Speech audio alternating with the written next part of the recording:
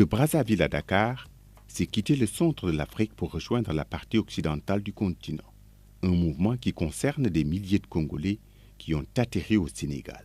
Ils sont étudiants, enseignants, cadres dans des institutions internationales, opérateurs économiques, artistes ou diplomates. Leur point commun à tous, ils sont d'origine congolaise et sont établis depuis un certain temps dans la capitale sénégalaise, loin de leur pays d'origine, le Congo. Portrait croisé de ces Congolais au destin divers, à la découverte de la communauté congolaise au Sénégal.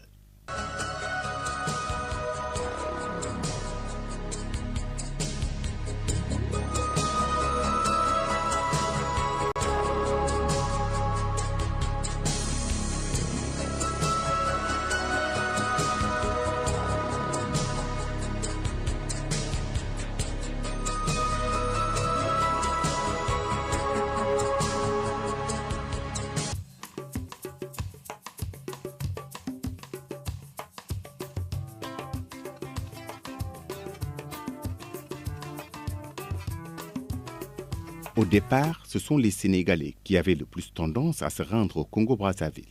Une histoire qui débute dès la fin du 19e siècle avec Camarama Lamine, qui avait quitté son village du Fouta sénégalais pour devenir marin. Il était sergent lorsqu'il fut recruté à Dakar par Pierre Savorgnan de Brazza, qui l'embarqua dans son contingent pour sa deuxième mission d'exploration de 1879 à 1882 dans l'Ogooué, au Gabon et au Congo. Aujourd'hui, les Congolais s'installent de plus en plus au Sénégal. On m'a dit que chez toi là-bas, tous les enfants sont des rois, alors que chez nous ici, nous sommes de joyeux petits pois. Est-il vrai que chez toi là-bas, le Père Noël vole si bas? Pierre-Michel Ngimbi, ambassadeur de la République du Congo, a été ministre de l'enseignement technique et professionnel de son pays d'août 2002 à septembre 2009 dans le gouvernement du président Denis Sassou Nguesso. Il est membre du Parti congolais du travail, dont il est le député élu actuel de Louvakou, après avoir été élu député de la première circonscription de Dolisie, suite aux législatives de 2007. Durant le mandat du président Pascal Lissouba, il a été successivement ministre du Développement scientifique et technologique chargé de l'enseignement technique et professionnel, conseiller spécial, haut commissaire au PTT, ambassadeur du Congo en Israël, puis en France, avec juridiction en Espagne, Portugal, Angleterre, Suisse, Vatican et à l'UNESCO. Sénégal au Congo, c'est le sergent Malamine. Il a accompagné Savorgnan de Brazza, qui a donc découvert Brazzaville et qui a créé la capitale Brazzaville. Savorgnan de Brazza était un citoyen français d'origine italienne et explorateur, qui a donc rencontré le Congo et qui l'a fait en compagnie du sergent Malamine, qui lui était un Sénégalais. Puis, une forte délégation de Sénégalais sont rentrés par le port, puisqu'avant on utilisait plus le bateau, ont traversé le chemin de fer. Plusieurs d'entre eux ont participé d'ailleurs à la construction du chemin de fer et ont laissé leur vie. Et tout ce qui était incarné le commerce dans notre pays est assumé souvent par cette colonie sénégalaise. Aujourd'hui, d'autres colonies, des Maliens, des Guinéens, des Mauritaniens, ont pris ce secteur, mais les Sénégalais le font avec la discrétion qui les caractérise dans notre pays. Plusieurs d'entre eux ont pris la nationalité congolaise, ont épousé, y compris épousé des pans entiers de notre culture, et plusieurs aussi, certains, restent des véritables ambassadeurs de la culture sénégalaise. Je crois ça, d'abord, parce que la rencontre du Congolais et du Sénégalais n'a pas posé de conflit quelconque.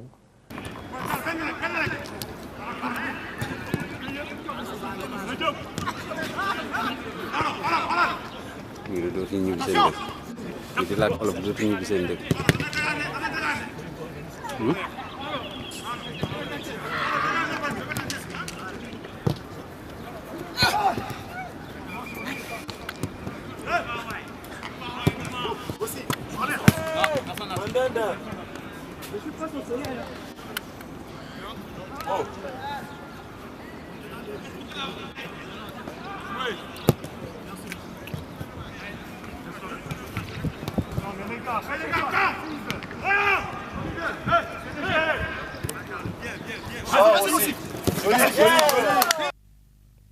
Ce sont les étudiants qui constituent la majorité des membres de la communauté congolaise du Sénégal. À l'image de Céleste, ce sont des milliers d'étudiants congolais qui fréquentent les établissements d'enseignement supérieur du pays de la Teranga. Avant même mon arrivée au Sénégal, je connaissais le Sénégal de nom et je n'avais jamais vu le Sénégal ou entendu parler du Sénégal dans une autre dimension un peu plus culturelle, comment ça se passe ici. Et à l'arrivée, c'est vrai que j'étais surpris, un peu perplexe. Et j'ai eu quelques difficultés, je dirais, au niveau de la langue, les difficultés que rencontrent la plupart des étudiants, bien sûr, les questions d'adaptation. Mais avec le temps, ça s'est très bien passé. Très rapidement, j'ai été en contact avec les anciens Congolais qui étaient déjà ici, les anciens étudiants qui nous ont pris, qui nous ont encadrés et nous ont un peu montré la voie à suivre. Et surtout, nous ont recommandé de ne pas rester trop enfermés sur nous-mêmes. Et de nature, je suis très ouvert. J'ai donc eu cette possibilité de me rapprocher de ceux qui m'entouraient, des Sénégalais de mon école, des professeurs, des enseignants et d'autres personnes qui m'ont bien accompagné quand même. Et aujourd'hui, j'ai eu cette magnifique opportunité de découvrir un peu le Sénégal, un peu partout. Donc l'intégration s'est plutôt bien passée. Nous avons près de 87% de cette communauté représentée par la couche juvénile. C'est essentiellement des étudiants en formation ou des stagiaires. Le reste, c'est des fonctionnaires de la SECNA ou d'autres organismes qui viennent ici. L'autre partie, composée d'anciens sociétaires d'Air Afrique et qui ont travaillé ici toute leur vie et sont restés sur place. Puis une petite partie composée de ceux qui entreprennent, chefs d'entreprise, artisans, peintres, et d'autres que chez nous on appelle des rallistes, comme pour dire le rallye, sont ceux qui espéraient un jour passer par Dakar pour atteindre Paris et qui finalement sont restés. Ils viennent parce qu'ils savent ce qu'ils vont devoir faire au Sénégal. Pour ceux qui vont étudier, ils ont déjà l'adresse des établissements scolaires où ils vont devoir étudier. Ils connaissent l'idée des prix des loyers. Ils savent souvent où vivre. Ils finissent par créer des communautés dans des quartiers spécifiques qu'ils connaissent. Et c'est ça qui se fait. Je ne pense pas que ce soit très difficile de s'installer au Sénégal. Si les étudiants avaient des réels problèmes, je crois que le nombre baisserait de manière significative. Lui, après avoir fait tout son cursus universitaire à Dakar, est devenu enseignant à l'université Cheikh Anta Diop et dans des instituts privés d'enseignement supérieur. Il vit aujourd'hui dans le quartier de Grand Dakar. Ange Patrice Mayouma, un Congolais au parcours exceptionnel, un exemple de réussite et d'intégration à force d'abnégation. Ici, c'est une application qui est qu'on est en train de faire sur on appelle les commandes, les systèmes, donc à déterminer donc les quantités maximales et optimales qu'il faut commander. Voilà. Donc on est sur ça et donc le cours va continuer. S'il y a quelqu'un qui peut faire possible une petite intervention, il peut le faire. Est-ce que quelqu'un a quelque chose à dire?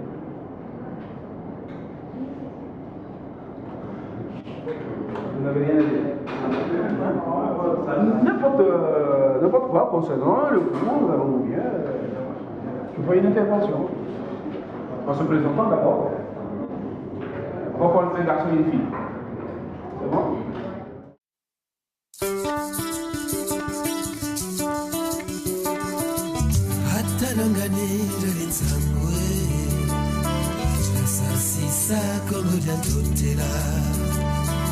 Nateka Roma koko kwa Teplaza Serja Malamine Lungani wasabunzonzi bwanzi Nanwanina Matamatsua Raba yokela Makimpa vita Haunsaneya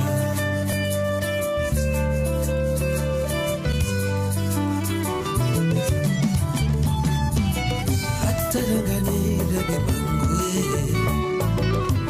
Meto mizigo ya yoga Nyonya mwanga sama kanda Hatara basare na nzila masini Ukiafuta na menga Mabanga kaze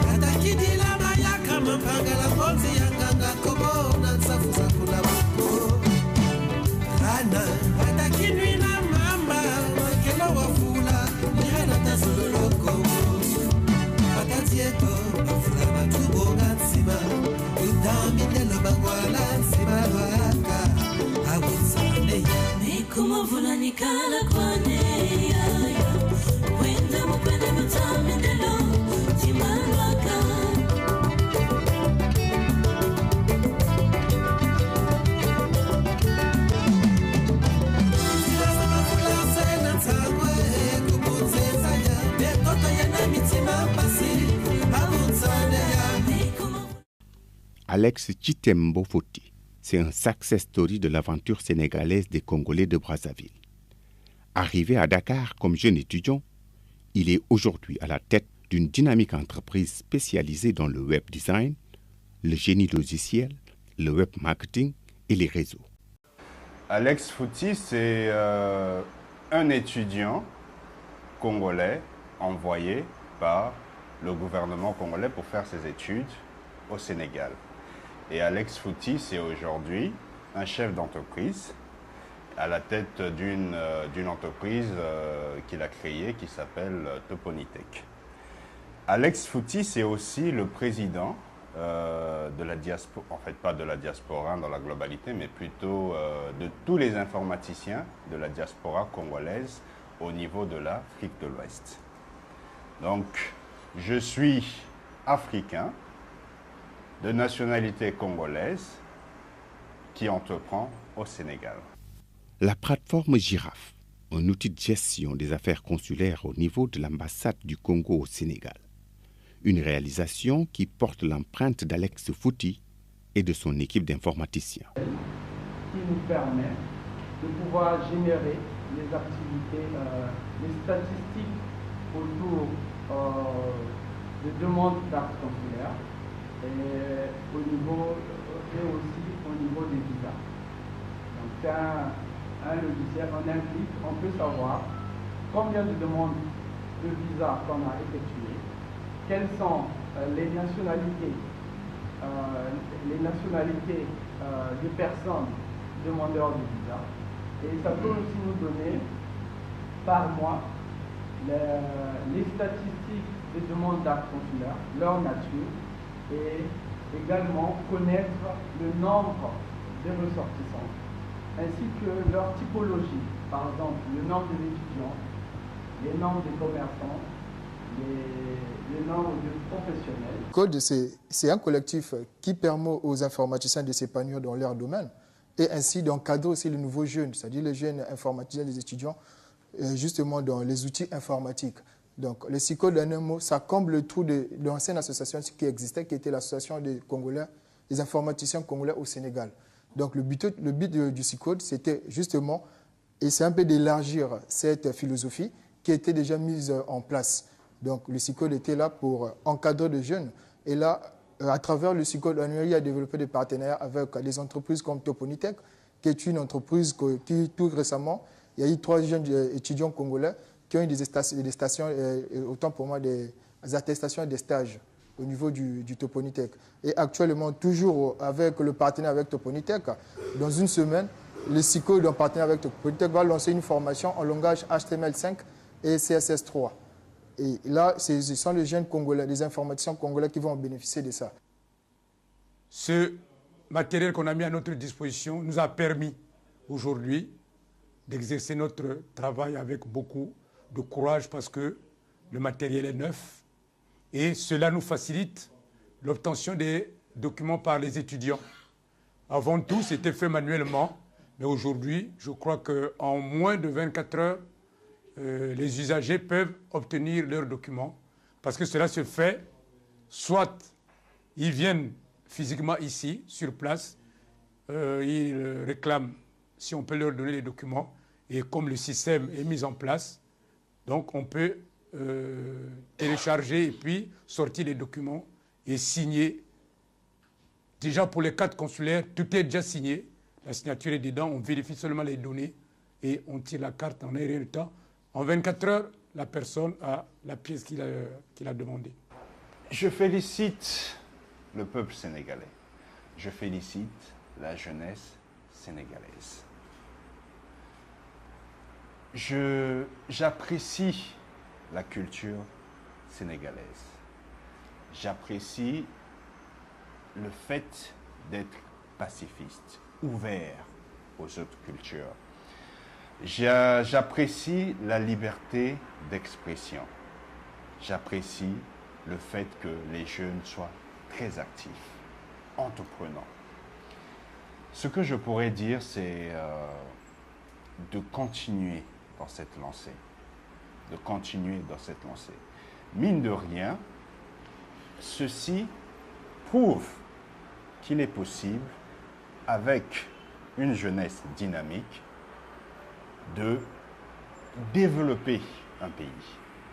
Parce que voyez un peu le nombre d'activités qu'il y a au Sénégal. C'est impressionnant. Voyez un peu le nombre d'entrepreneurs qu'il y a au Sénégal. C'est impressionnant. Et grâce à ça, vous avez, grâce à ces exemples, des entrepreneurs étrangers qui viennent pour investir. Vous vous rendez compte, aujourd'hui, nous en sommes à peu près à 150 milliards d'investissements au niveau du Sénégal concernant les étrangers. 150 milliards. Donc la stabilité politique, les infrastructures, le développement au niveau des infrastructures contribuent énormément à l'évolution du Sénégal. Alex a noué de solides partenariats avec des institutions de la place en privilégiant le côté relationnel. Chermo, maintenant, comment analysez-vous l'intégration d'Alex Fouti au Sénégal? Jeune étudiant congolais, il est devenu chef d'entreprise, installé au Sénégal, vous avez à travailler ensemble. Avec le recul, comment analysez-vous? Oui, avec le recul, moi, je dis, c'est en réalité vous qui m'apprenez qu'il est congolais. Moi, j'aurais cru qu'il est sénégalais, pour dire combien il est totalement intégré. Peut-être ici, la seule chose qui pourrait, en tout cas, faire penser à une autre nationalité, c'est peut-être la langue. Parce qu'il ne parle pas Wolof, ça c'est clair. Mais au-delà de ça, en termes de comportement, de disponibilité, de générosité, de compréhension de l'autre, il n'est pas dans une attitude d'affairiste. Je veux dire, le Congolais ou en tout cas un expatrié pourrait être là et dire « je fais des affaires ». Mais nous, on n'a pas du tout ces relations avec Alex. C'est quelqu'un qui... Nous ne le traitons pas aussi en tant que tel. Donc c'est vous, en réalité, qui m'apprenez qu'il est congolais. Je savais simplement qu'il ne parlait pas Wolof. Et donc je pouvais supposer qu'il était peut-être blanc. Mais en termes d'attitude, de comportement, de valeur, de relation, je pense qu'il est totalement intégré. À ses heures libres, Alex Fouti s'adonne à la formation bénévole de jeunes étudiants en vue de renforcer leurs capacités en informatique au niveau de l'Institut communautaire africain de gestion et d'ingénierie ICAGI. Je suis Renate Raïtati, de nationalité congolaise, résidente à Dakar. Et avec ces cours qui sont offerts gratuitement, c'est vraiment une grande opportunité que nous avons, non seulement pour nous qui sommes ici, mais aussi au niveau de notre communauté congolaise. Vraiment, ce sont vraiment des choses qu'on doit louer. Je suis Primaël Bizitou et étudiant en droit à la faculté de droit du Cheikh Anta Diop de Dakar. Un master droit notarial. Je crois que c'est vraiment un geste qu'il faut saluer parce que c'est pas tout le monde qui le fait. Le fait qu'il dispense les cours gratuits à la communauté congolaise, il n'y a pas que des Congolais puisqu'il y a aussi des Sénégalais dans la salle. Je pense que c'est à féliciter, c'est à encourager. Et c'est même un appel qu'il faut lancer aux autres compatriotes qui connaissent le métier. Et je pense que c'est le moment et l'endroit même de partager les connaissances parce qu'il ne faut pas les garder pour soi. Et nous pensons qu'on doit vraiment l'encourager et vraiment lui donner un coup de pouce pour ce geste. Dans les locaux de l'Institut communautaire africain de gestion et d'ingénierie, un autre universitaire congolais. Il assure la direction de cet établissement à forte vocation sociale. Je remercie d'abord la RTS pour avoir donné cette opportunité à la communauté congolaise de se faire connaître ici au Sénégal. Nous sommes une communauté de plus de 4000 âmes et moi je suis M. Abdon Priva Pambou. Je suis enseignant à l'université de Dakar. Plus précisément, je suis vacataire à la faculté des sciences économiques et de gestion et aussi j'interviens à l'école supérieure polytechnique aussi également au département de gestion. Je suis par ailleurs aussi le directeur général de l'Institut communautaire africain de gestion et d'ingénierie dont le parrain est le professeur Amadou Matarbo.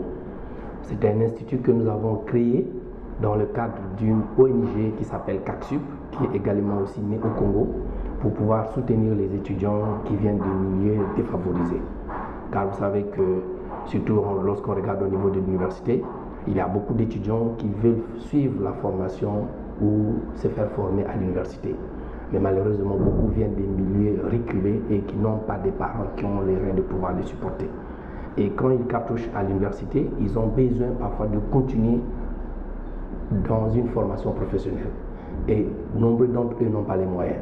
Et c'est dans ce cadre qu'après plus de 10 ans de réflexion, que nous avons mis en place au niveau du CACSUP un projet pour accompagner ces étudiants qui viennent vraiment de tous les coins du Sénégal. Par rapport à la communauté, je dirais que l'analyse que je peux faire, c'est beaucoup plus aux étudiants congolais qui viennent ici au Sénégal.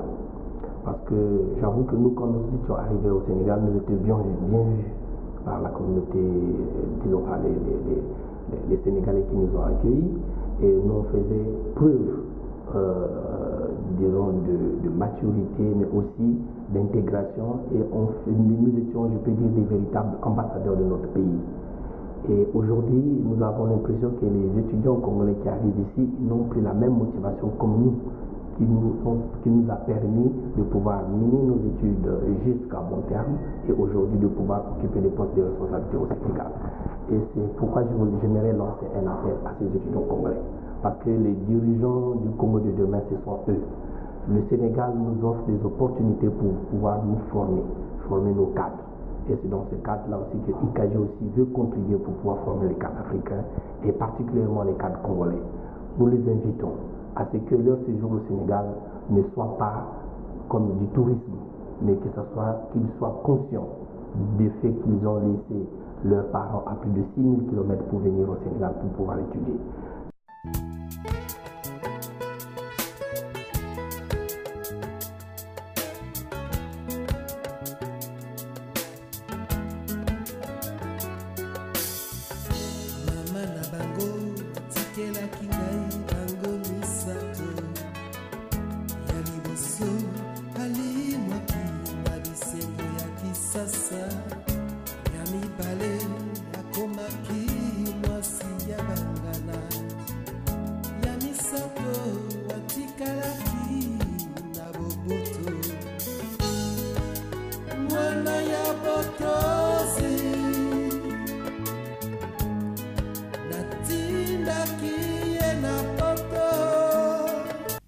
Chef du département maintenance à la SECNA, Aïna Akilotan Koumbi est le président de la diaspora congolaise au Sénégal, un cadre d'expression et de gestion de la communauté congolaise établie au pays de la Teranga. Au Sénégal, depuis le 2 juin 1999, où je me suis retrouvé là parce que j'appartiens à une organisation internationale panafricaine qui est l'Agence pour la sécurité de la navigation aérienne en Afrique et Madagascar. Donc j'ai été mis en position d'expatriation pour servir la communauté comme ingénieur en électronique et informatique. Alors, pourquoi je me suis retrouvé là? C'est tout simplement parce que le hasard de l'évolution de nos carrières, même si on dit que le hasard n'existe pas, a fait que j'ai été sélectionné dans le cadre d'un processus d'avis de vacances de poste pour pouvoir participer à un important projet d'automatisation des centres opérationnels de la SECNA. J'ai bénéficié pour mon intégration en fait, de la structure SECNA, qui est une boîte qui comporte beaucoup d'expatriés comme moi. Nous avons au niveau du Sénégal la direction générale. Nous avons également une école, c'est le centre régional de la navigation aérienne et de l'administration. Nous avons également au niveau du Sénégal une représentation où il y a beaucoup d'expatriés. Donc cet environnement à SECNA, en réalité, a d'emblée favorisé cette intégration au niveau du Sénégal parce que nous avons été immédiatement, quand nous sommes arrivés, pris en main par nos anciens de la communauté congolaise et qui nous ont aidés à faire nos premiers pas au niveau du Sénégal, nous donner les bons conseils en tant que grand frère, en tant que yaya, comme on dit chez nous, mais également nous montrer très rapidement les différents endroits où est-ce qu'il faut faire les courses, où est-ce qu'il faut aller faire le marché, comment est-ce qu'on peut se retrouver ensemble pour se distraire, pour partager la fraternité en dehors des heures de service.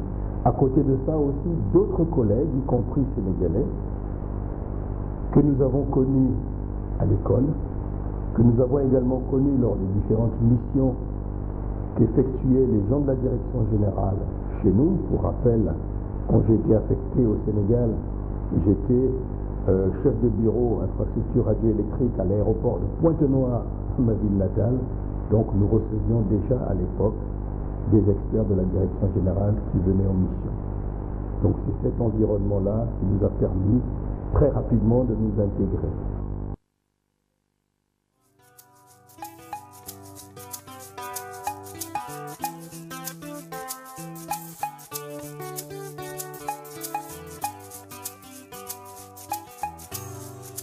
Lumbu basidi lumbu Ndosi njeli kwe loto Kuna maloma tolo Lumbu etete lweli rezima Wakontangu Yaduka mwezi Lumbu etete loti tukanzelu Nyianzi Wabangula ndoziani Siyanjini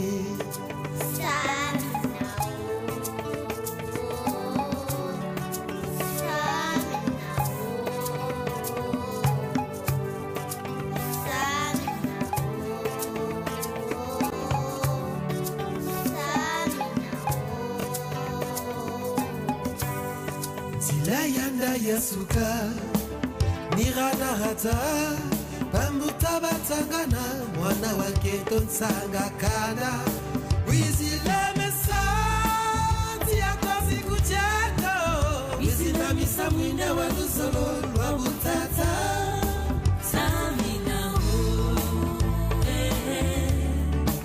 Samina ho Samina Samina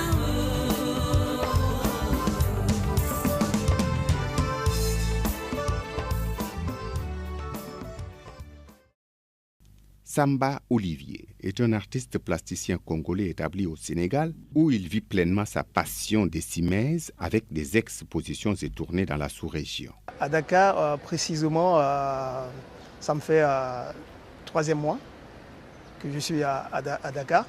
J'étais d'abord ici à Dakar le mois de juin passé. Je suis parti en Mauritanie pour une résidence de travail au niveau du conservatoire. Et j'ai travaillé avec la jeunesse de la Mauritanie, dans les ruelles de la Mauritanie avec les arts. Et j'ai fait une exposition en plein air au niveau de la Mauritanie, avec la jeunesse de la Mauritanie. Le Sénégal, pour moi, ce n'est pas un pays étrange, mais comme si je me retrouvais au Congo, ou à Brazzaville, ou à Pointe-Noire, que voilà, cette ambiance qui est de Dakar, quoi. Donc pour moi, il n'y a pas la différence. Je suis bien chez moi, à Dakar.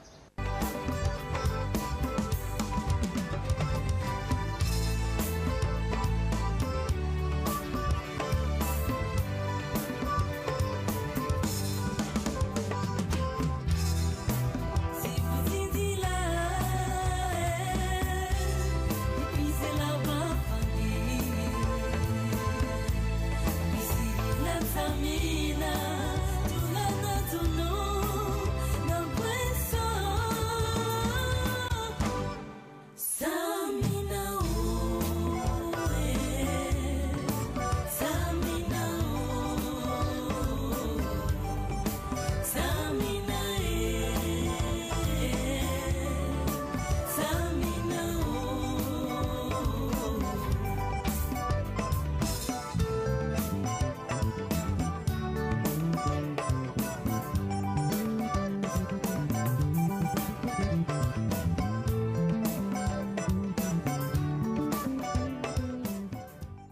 Quand je suis arrivé à Dakar, j'ai pensé un peu à le refaire. À chaque fois quand je regarde un peu la télé, il y a une actualité qui est actuellement en vogue sur l'immigration et tout ça. Et quand je regarde, ça me donne un peu de distance. Je suis vraiment triste. Et en ce moment, mon regard en tant qu'artiste est penché sur cette immigration que je voulais présenter. Là, je représente la terre, qui est la terre. Je représente là de l'autre côté l'inquiétude de l'homme qui est dans le noir et qui a des larmes qui coulent autour de lui. Il montre que la personne en détresse. Et comme la terre est unique, nous avons envie d'aller nous réfugier de l'autre côté. De l'autre côté, les gens, ils ont dressé des barrières. Donc vous voyez ce que j'ai mis là, c'est sous forme des barrières qui ne veulent pas accéder les gens, d'autres personnes arrivent chez eux.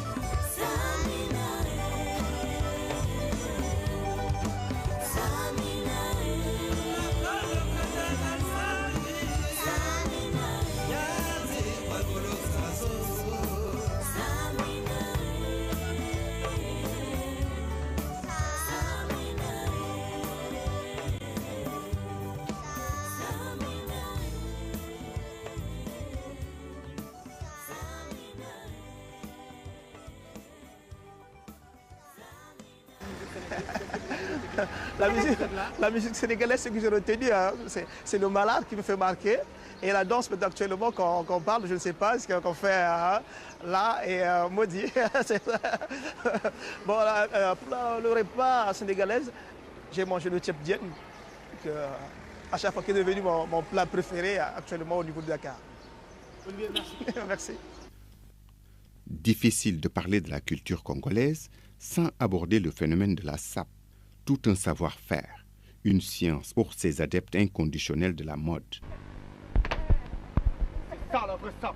La sape, c'est pour tous les Congolais, pour tous les gens qui s'intéressent aux belles allures. Donc voilà la sape, un joli mot, le français, ici présenté par le sapélogue Roch de Romain de Vendôme. Quoi. La sape dans tous ces... La sape dans tous ces... la sape dans tous ses caractères. Quoi. Donc j'attends les autres sapeurs qui veulent venir. Après on va faire beaucoup de choses pour eux. Voilà, donc je suis avec mes sœurs congolaises ici. Ça c'est notre siège ici. Là où les Congolais se retrouvent à Dakar. On vit très bien, nous sommes dans un pays de paix. Un pays qui nous a apporté beaucoup de paix. Ils sont dans la 3e République et nous sommes déjà dans le 7e, 8e, c'est pas bien. L'Afrique doit être calme. En prenant l'exemple des Sénégalais. C'est des gens qui vivent en teranga, ils sont là, ils nous donnent le goût de vivre. Donc voilà, c'est ça la sape c'est ça. Voilà. Là j'appelle... Moi, je suis Congolais de Brazzaville. Ça fait plus de 10 ans que je vis dans ce pays. Ça date de longtemps. Parfois, je fais d'autres pays aussi. Parfois, je peux faire des castings dans d'autres pays. Mais je suis résident à Dakar. Donc, j'étais venu pour les études. Donc, comment on appelle ça, une maîtrise en droit privé. En ce moment, on l'appelle master. Donc j'ai un bac plus 4, plus une licence en droit privé. Donc j'étais venu pour faire une 3e cycle en droit privé qui est le doctorat. Mais je n'ai pas eu la chance de le faire parce qu'au moment quand j'étais venu, il n'y avait pas plus de place à l'université Marine-Wabi. Donc j'ai fait beaucoup d'autres formations. Bon, maintenant, comme je suis né sapeur, j'avais déjà des prémices en moi. J'ai regardé à Dakar, quand j'étais venu, il y avait des sapeurs, hein, il y avait des sapeurs, mais ils ne se donnaient pas trop quoi. C'est-à-dire qu'ils avaient des habits chez eux, mais ils avaient la honte de se découvrir. Donc ils se découvraient qu'ils dans les fêtes, quoi. Fêtes de l'indépendance, mariage. Mais comme un vrai sapeur qui quitte chez lui, un bon matin bien sapé, bien fringué, bien rasé, il rentre dans le supermarché, il fait ce qu'il peut faire, mais bien propre. Et eux, ils avaient honte de ça. Donc je suis le premier sapeur de la République du Congo-Brazzaville à Dakar qui a emmené ce style-là d'être découvert. C'est ici à la Patte d'Oie, en pleine banlieue de la capitale sénégalaise, que des membres de la communauté congolaise se retrouvent tous les dimanches. Un restaurant avec au menu cuisine congolaise, mais aussi sonorité musicale de l'Afrique centrale.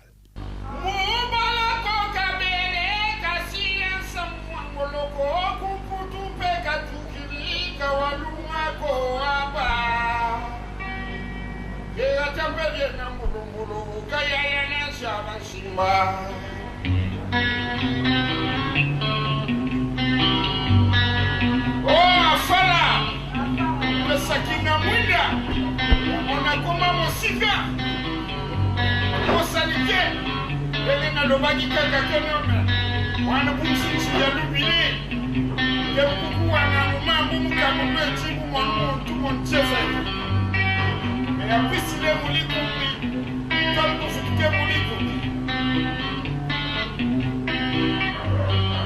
Wana Owa Yuku, Asebo, Ukalana Njila.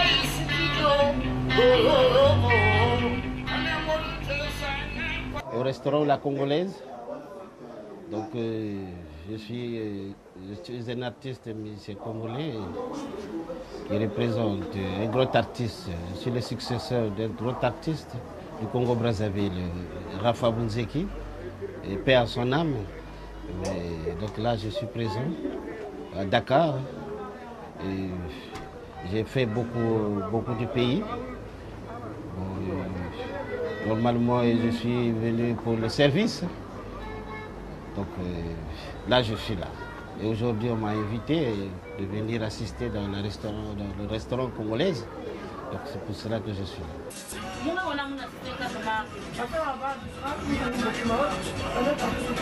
Je m'appelle Pombo Clarisse Dorothée. Je suis de Pointe-Noire. Je viens de Pointe-Noire, de la région du Kourou. Le village natal de mon père, c'est à Djosso. Et celle de ma mère, c'est dans la Bouenza. Et donc, je fais partie de la famille de la royauté Mokwati. Famille royale, quoi. Donc, je suis la descendance de Rome Luango, Tati Ier. Donc, je suis à Dakar depuis 2003 pour la première fois. Et j'ai pas mal voyagé, j'ai bougé un peu, j'ai fait l'Afrique de l'Ouest, Bénin, j'ai fait Burkina Faso, j'ai fait le Brésil, j'ai fait un peu de l'Espagne. J'ai pas mal bougé un peu, quoi, mais j'étais vraiment basée au Sénégal. Comme vous voyez, c'est pas grand chose, mais ça me permet de travailler et je m'en sors. Donc là, j'ai un peu ma petite famille, j'ai mon compagnon avec moi, qui est français. J'ai ma petite soeur qui s'appelle Grace aussi pour nous. J'ai ma fille qui est étudiante aussi ici. J'ai mes 2 nièces qui sont aussi à l'école ici et mon petit neveu. Donc ça me fait plaisir. Que vous recevez, est-ce que uniquement des Congolais ou il y a d'autres Africains, même des Sénégalais? Bon, en fait, à la base, c'était un truc congolais, quoi. Comme retrouvailles, quoi. Tu sais, nous au Congo, on a l'habitude de se retrouver, boire ensemble, discuter, améliorer la relation, quoi. Même si on ne se connaît pas, mais l'idée de se retrouver quelque part, c'est un bon truc. Donc à ce moment-là, c'était congolais. Mais à un moment donné, on a compris qu'il y avait des gens qui s'intéressaient un peu, on commençait à recevoir des clients de toutes les nationalités. Donc là, Je fais à manger, c'est vrai, je fais spécialité congolaise, mais j'apprends un peu le monde à découvrir un peu la spécialité qui est congolaise. Donc là, maintenant, il y a des Français qui viennent manger, il y a des Ivoiriens, il y a des Camerounais, il y a même des Sénégalais. Ils disent même, on est fatigué de manger des tchèps, on va aller chez Dora pour manger le manioc, le poisson braisé, les halocos. Donc ça fait plaisir quoi, de faire goûter les gens le saka-saka, l'haricot, le poisson braisé, donc la spécialité, le poulet à la moine. Donc c'est vraiment un honneur pour moi. J'ai pas mal de clients et des Sénégalais qui viennent, qui commandent parfois emporter.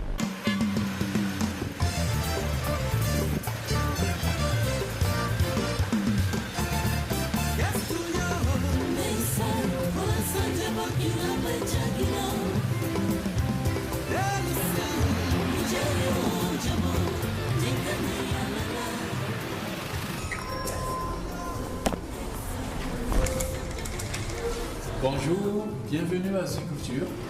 Je suis Luc Maïtoukou, je suis le directeur de cette structure culturelle qui est basée à Dakar. Et je vous présenterai très rapidement les collaborateurs. Dans la première est Yacine Nyong, qui est à l'Université Gaston-Berger et qui fait un stage chez nous pour un mois et qui travaille sur des projets que nous avons ensemble. Et je vais vous présenter cette première partie qui est la mode, donc une atelier de mode. Et Regina Myong, qui est styliste ici, donc travaille sur tous les projets sur la mode, sur les défilés, et qui est aussi chargée de production à Zuculture. Et là, je vais vous emmener rapidement voir tous mes autres collaborateurs dans cette structure. En commençant par Centric, qui est notre artiste, qui est mon associé, avec qui nous avons monté cette boîte, et qui est artiste musicien, qui est plasticien, qui est peintre, qui est aussi technicien en sonorisation, et qui est formateur dans cette structure. Et c'est le premier Africain, justement, nous disons souvent, à avoir écrit un livre sur la sonorisation de spectacles, et pour lequel nous sommes en réédition en ce moment. Mais il y a beaucoup d'autres projets. Centric vit à Dakar, parle le Wolof sans accent et fait de la musique très proche du style populaire sénégalais mbala. Pourtant, Patrick Joël Maïtoukou est né à Brazzaville en 1968, au quartier Exouvois, et est très fier de ses origines congolaises.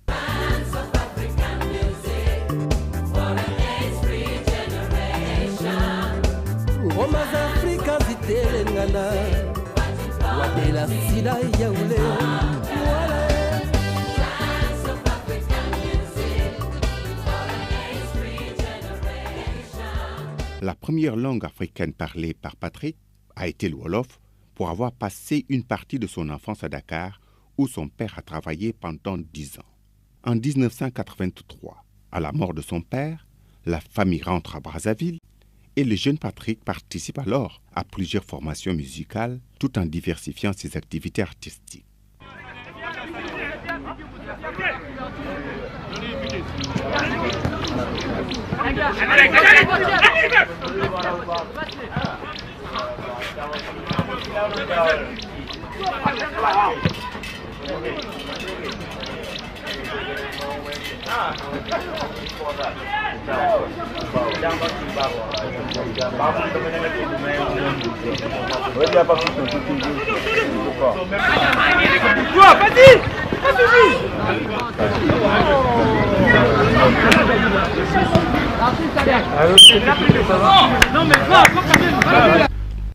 Ici, c'est un match de football organisé par la communauté congolaise avec d'autres nationalités africaines, d'où la dénomination de tournoi de l'amitié.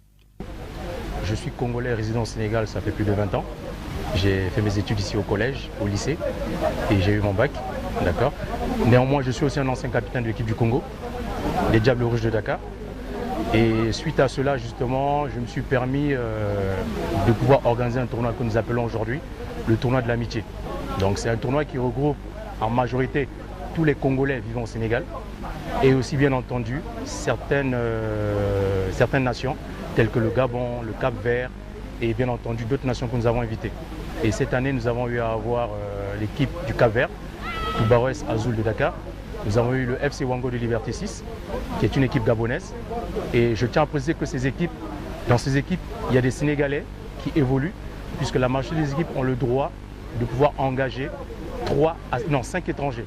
Sur les 5 étrangers, vous avez 4 étrangers qui peuvent jouer sur le terrain. D'accord. Donc c'est une initiative que j'ai eu à avoir après le chemin que j'ai eu à parcourir avec l'équipe du Congo dont je suis l'entraîneur aujourd'hui, les Diables Rouges. L'intégration n'est jamais facile. N'est jamais facile. L'intégration est un long processus. L'intégration dans un pays se fait d'abord, je dirais, par le contact entre les peuples à la base. Se fait aussi par le dialogue, par les enfants. Elle se fait plus facilement par les enfants, à travers l'école, à travers les échanges, à travers la langue également, que certains ont fini par adopter. Certains Congolais parlent parfaitement le Wolof. Et cette intégration, évidemment, a toujours connu certaines difficultés, mais qui sont vaincues finalement par le temps, par le comportement, par la confiance qui s'installe progressivement au fur et à mesure que l'on échange, que l'on communique, que l'on se comprend, mais aussi au fur et à mesure que l'on se brasse. Je disais que l'intégration africaine se fera justement par la diaspora, à travers l'union et le brassage, le contact entre les peuples, où elle ne se fera pas. Donc les difficultés, certes, elles ont existé, mais nous pensons aujourd'hui que la communauté congolaise est très bien intégrée au Sénégal. Nous avons choisi une démarche simple. Faire en sorte que la typologie des Congolais au Sénégal soit un moyen à la fois d'assumer cette diversité, mais aussi permet à chaque Congolais qui vit au Sénégal d'avoir des réponses spécifiques à la nature de son séjour, mais aussi ce qu'il attend de ses frères congolais ou de ses sœurs congolais. C'est pour ça que les étudiants se sont retrouvés dans ce qu'ils appellent la MESCO, l'amicale des étudiants et des stagiaires congolais au Sénégal.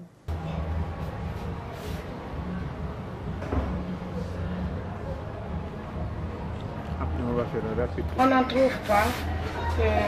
Parce que ici, c'est un gousse qu'on a. Ah oui, il n'y a pas ici. Ça, c'est quelqu'un qui m'amène ça. Là, il y a aussi la muscade en poudre. Et là, vous avez du poivre blanc. Les gens ne connaissent pas le poivre blanc. C'est l'autre poivre de couleur verte. Oui, qui vient même nous, on ne connaît pas. Il y a aussi le gari. Salé séché. Ce poisson-là, on l'achète frais. Ce poisson-là, on l'achète frais et on le transforme comme ça. On le transforme, on met du sel, on le garde dans le sel plusieurs jours et après on le fait sécher. Mais ici au Sénégal, il y a pas mal d'usines qui transforment du poisson. Les femmes congolaises établies au Sénégal évoluent dans divers secteurs d'activité, comme le commerce, à l'image de Madame Kouta, qui tient une alimentation générale spécialisée dans les produits Made in Congo. Moi, je suis au Sénégal depuis 2003. Octobre 2003, je suis arrivée ici et j'avais accompagné mon mari, qui est des Nations Unies, et on venait de la Côte d'Ivoire avec tout ce qui s'était passé là-bas. On nous avait réinstallés ici. Donc voilà, arrivé ici, resté sans boulot, j'étais obligée de créer quelque chose. Il fallait penser à quelque chose que tout le monde ne fait pas. Et j'ai préféré me lancer sur ce que vous venez de voir. Est-ce que ça se passe bien, cette alimentation générale spécialisée dans les produits Made in Congo et d'autres produits que je vois ici? Comme moi-même je l'ai voulu, que je fasse ce que vous voyez là, je vois que ça se passe bien, je ne me plains pas. Et comme il n'y a pas beaucoup de gens qui le font, donc Ça va, je ne me plains pas. Gisèle Munkassa est une styliste congolaise spécialisée dans la mode pour enfants. Établie dans la capitale sénégalaise depuis plusieurs années, elle a fini de se faire un nom dans le monde sélectif de la mode où elle organise chaque année des défilés.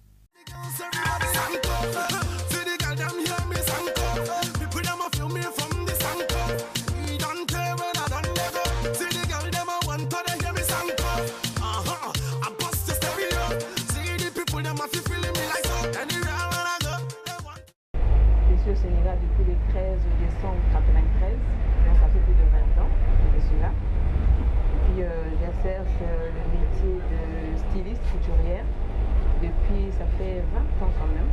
J'avais commencé au pays, je suis de nationalité congolaise, je suis mariée. Ce qui m'a poussé à venir à Dakar, c'est que je venais ici souvent. J'avais des amis sénégalaises. Pendant les vacances ou mes congés, je venais passer un moment ici à Dakar. Et j'ai pris goût. J'ai pris goût et j'ai trouvé que c'était bien. Il y a la paix ici. Un pays de Teranga, ça veut dire la paix. Et les gens sont généreux. On nous accueille à cœur ouvert et j'ai choisi le Sénégal. Et depuis, en fait, ce qui m'a poussé à venir, c'est la guerre en fait. J'ai travaillé. J'avais des ateliers de couture aussi, j'avais une alimentation, une épicerie, mais pendant la guerre, on a cassé. Et j'avais un choix entre le Canada et le Sénégal. Je me suis dit, non, je suis africaine, je reste en Afrique, je suis venue au Sénégal. Mariée à Jérôme, un médecin tchadien établi à Dakar depuis une trentaine d'années, Gisèle est très passionnée par son métier. C'est une grande battante, elle aime beaucoup son boulot. Et je peux même dire que je suis jaloux de son boulot. Tellement elle s'y investit. Voilà, bon, mais sinon elle travaille bien. Elle aime bien son boulot, elle le fait très bien. Et tous ceux qui l'approchent voient qu'elle fait du bon produit. Oui, la femme africaine est très belle. Elle est très belle, très belle. On n'a jamais vu une femme vilaine. Alors ta beauté, tu dois la mettre en valeur par rapport à ce que tu portes. Ce que tu portes te met en valeur. Et la valeur, ça donne envie. Il y a des filles qui s'habillent n'importe comment, mais ce n'est pas ça. La femme africaine doit bien s'habiller. La femme africaine, elle a des trucs. Vous voyez un peu, il y a le bazin ici au Sénégal. Et il y a le wax. En ce moment, le wax est en train de faire du tapage de canon partout, même en Europe, aux États-Unis. Maintenant, les gens portent que du wax. Nous, par exemple, au Congo, on n'a que du wax. En fait, on porte le wax et tu te mets en valeur. Donc, c'est pas la peine de se tracasser à aller porter des Européens. C'est pas mal. On n'a pas dit que c'est bien, non. Mais le modèle que tu prends dans le catalogue européen, tu peux le transformer en wax. C'est très joli avec. La particularité de la communauté congolaise à Dakar réside dans la proximité fraternelle et affective existant entre le Sénégal et le Congo. Une forte communauté sénégalaise vit à Brazzaville et dans les autres villes, et depuis quelques années, les Congolais sont de plus en plus nombreux à faire le choix de la destination Sénégal. Et pour l'essentiel des Congolais vivant au Sénégal, l'intégration s'est bien passée du fait des liens assez solides existants entre les deux pays et des similitudes dans le vécu quotidien. Je suis particulièrement heureux de constater que c'est une communauté active, mais une communauté qui a su se rassembler. Depuis quelques années, depuis que je suis là, j'ai constaté qu'ils ont cette soif de se réconcilier. Il reste à ce qu'ils apprennent à devenir une vraie diaspora. Une diaspora doit prendre des parts, des segments dans la communauté sénégalaise. Elle doit les prendre parce que c'est leur moyen de se construire ici pour mieux se réaliser au Congo. Ceux qui sont venus apprendre doivent apprendre, mais lorsqu'ils ont la possibilité d'aller au-delà, ils peuvent le faire, puisque ce pays non seulement l'autorise, mais donne des ouvertures qui permettent cela. Une diaspora est une chance. C'est la première étape d'intégration de nos pays. Il faut que nos pays apprennent à faire que la jeunesse, chaque fois qu'elle vit dans un pays hôte, se conçoive comme une diaspora. Et c'est allant à la rencontre des habitants du pays hôte que l'on commence à construire les prémices de l'intégration africaine.